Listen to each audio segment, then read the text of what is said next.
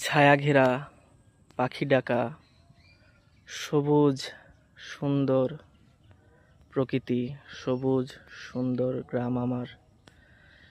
আজ হয়তো চলে যেতে হবে বলেই এতটা খারাপ লাগছে, এতটা মায়া লাগছে।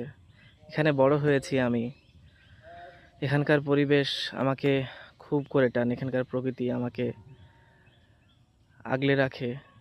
আমি হারিয়ে যাই এসব প্রকৃতির মাঝে।